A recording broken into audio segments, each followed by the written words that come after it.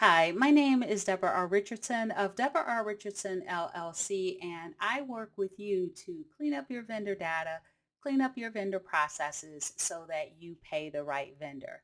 Now, this week's Vendor Master File tip of the week is a new trend during the Great Resignation that is opposite of quiet quitting. So let's see what that is.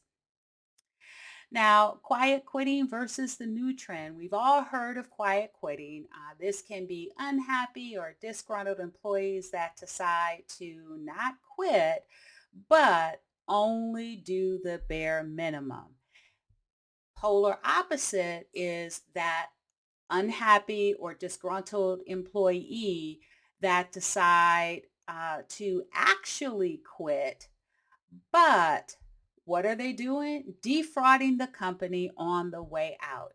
This is considered internal or occupational fraud. So let's take a look at that. According to Finances Online, 95% of companies have problems with internal occupational fraud, with check and payment tampering being one of the most ways that employees embezzle money. So I'll put a link to that article that's on employee theft statistics in the description. Now, the Organization of Certified Fraud Examiners, or ACFE, they are a professional organization or association of fraud examiners and are also the world's largest anti-fraud organization. And each year, they publish a report to the nations, which is really a global study on occupational fraud and abuse. And they have reported that companies lose 5% of their revenue each year to occupational fraud. And so we'll take a look at the ACFE's fraud triangle to see just who are these employees. And so based on the fraud triangle, these employees have opportunities, so they have access to systems and processes.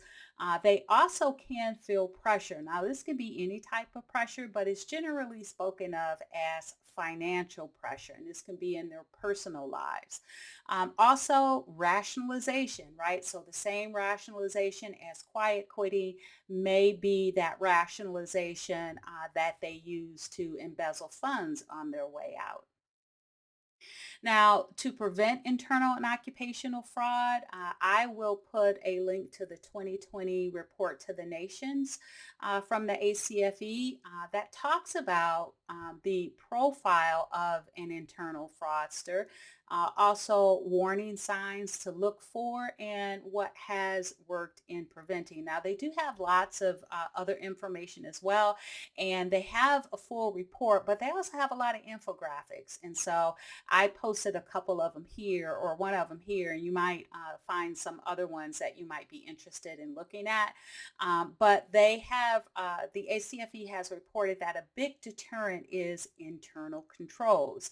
Now, what they have found is that in cases of internal occupational fraud, that there's either a lack of internal controls, or they have internal controls in place, but they're not being followed, or just a lack of management oversight. And if you think about it, the employees, they know where those gaps are. So you do need to make sure that you have internal controls in place to prevent internal and occupational fraud.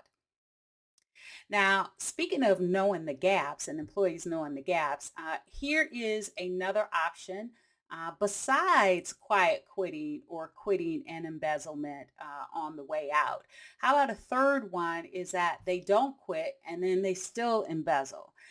The financial director did that for over 20 years in the hometown of Ronald Reagan. I think it was the town of Ronald Reagan, but it was a town.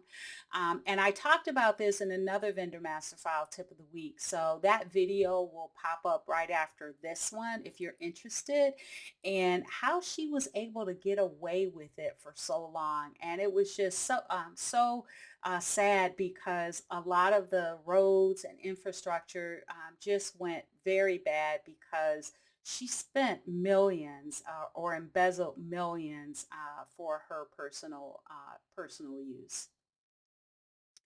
All right, so if you'd like more information on how to improve your vendor processes, please go to my website at deborarrichardson.com for free tools and resources to avoid fraud, regulatory fines, and just overall bad vendor data.